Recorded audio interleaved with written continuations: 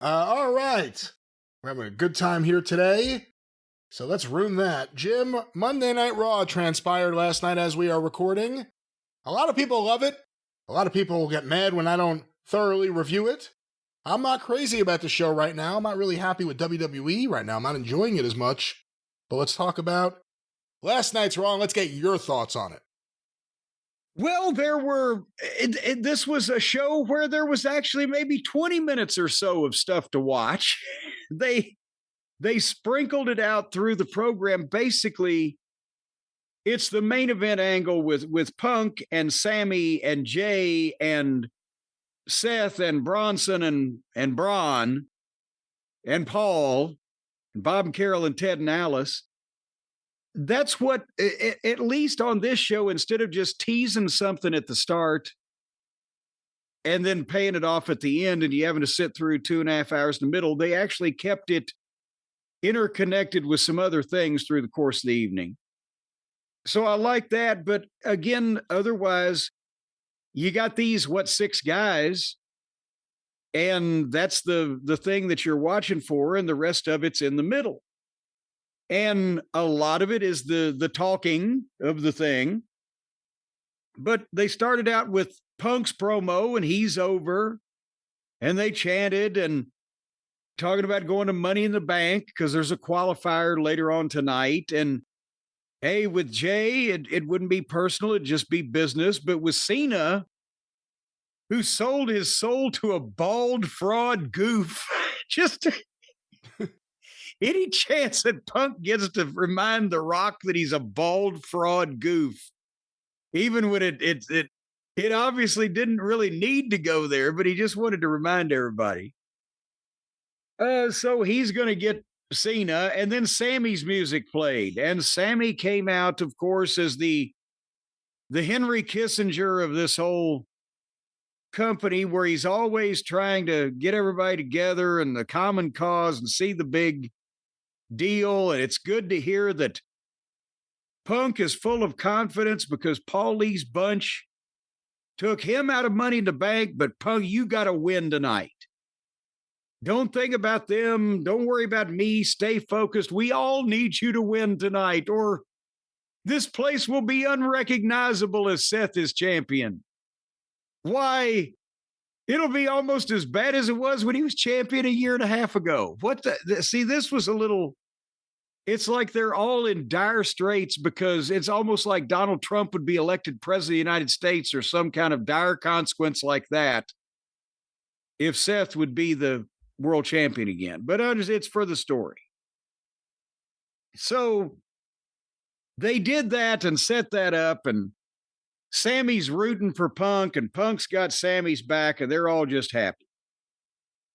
And then, Brian, for an extended period of time, every time that I'm on this Netflix with no on-screen fast forward, that they would go to a break or a spot or whatever, I said, well, let me just skip ahead 4 or 5 minutes to get.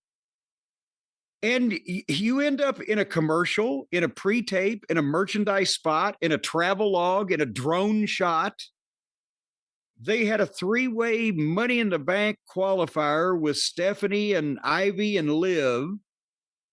And Finn and JD wrestled the War Vikings. And they had a drone shot of New Jersey. And by then we were, again, an hour into this program. And then we get to see Sammy and Jay again. It's Yeet Mania. And they have a tag team match with the Bronze, Reed and Breaker.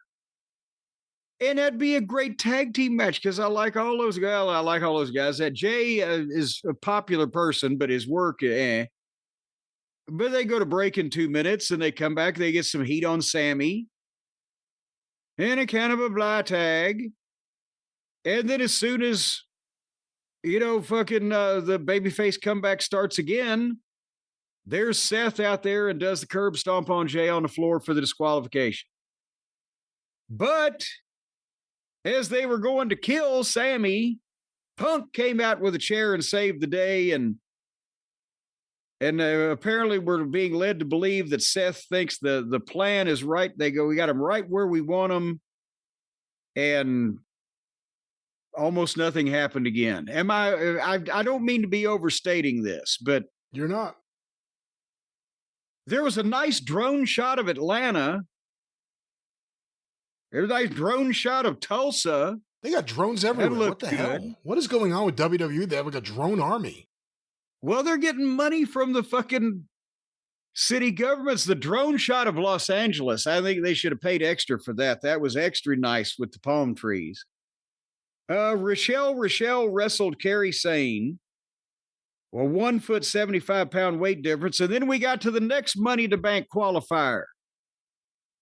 El Chado Gable Americano against AJ Styles against CM Punk. And of course, you think the Punk would be going on to Money in the Bank. And they had a three-way match, and it is a three-way, but it wasn't stupid and silly like usual because all three have some pride in their work.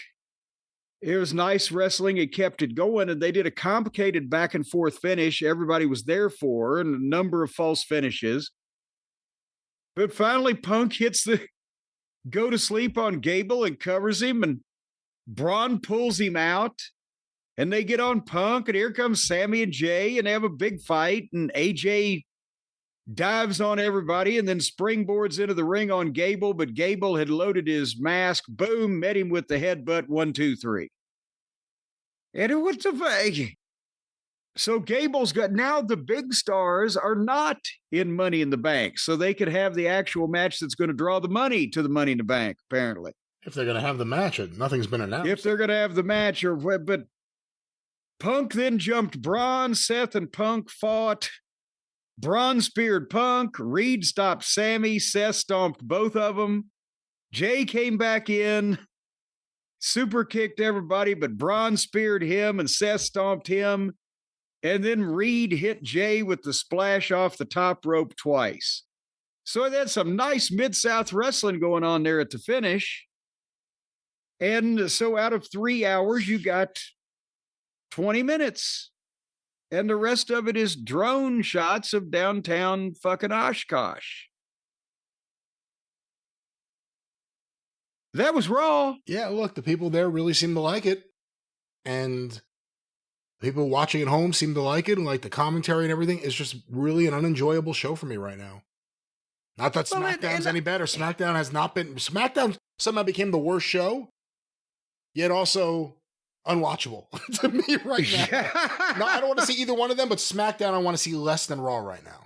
Well, but and again, for the people who may have come into the theater late, who may not have heard what I said when we talked about SmackDown earlier, it's not that in most cases they're doing anything grossly unprofessional or nonsensical or illogical or unnecessarily dangerous, or just, they haven't built any fake walls yet or whatever. For the most part, every once in a while somebody still gets dropped on their head, as we saw, but it takes forever for anything to happen.